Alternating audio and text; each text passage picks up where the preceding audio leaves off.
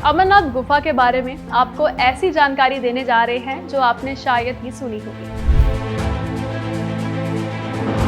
इतना तो आप जानते हैं कि ये गुफा को पहली बार एक गडरिये ने देखा था, मगर हम आपको ये बता रहे हैं कि ये गुफा असल में कितनी पुरानी है।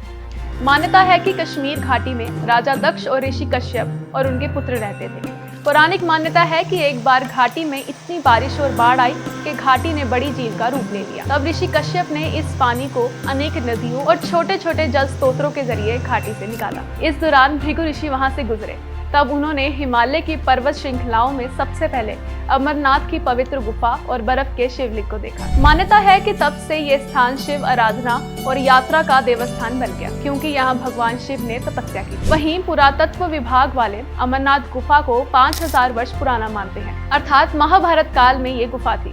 लेकिन उनका ये आंकलन गलत हो सकता है, क्योंकि सवाल ये उठता है कि जब 5000 वर्ष पूर्व गुफा थी तो उससे पहले भी रही होगी।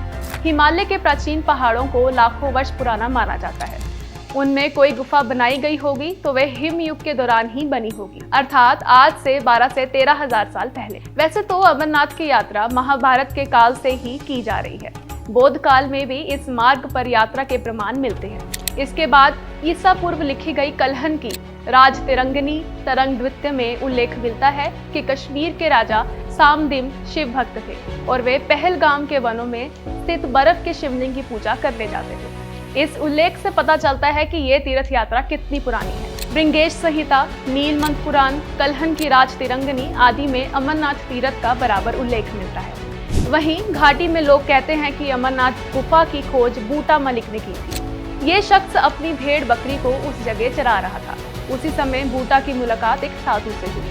साधु ने बूटा को कोयले से भरा एक बैग भेंट में दिया। बूटा ने घर जाकर जब बैग खोल कर देखा तो कोयलों को सोने के सिक्के में बदला हुआ पाया। इसे देखकर बूटा हैरान हो गया और साधु को धन्यवाद करने के लिए उसी जगह दोबारा पहुंचा। वहां पहुंचने पर उसने साधु की जगह गुफा मिली। इसके बाद इस गुफा की जानकारी फैलती गई और ये शिव भक्तों का तीर्थ बन गई।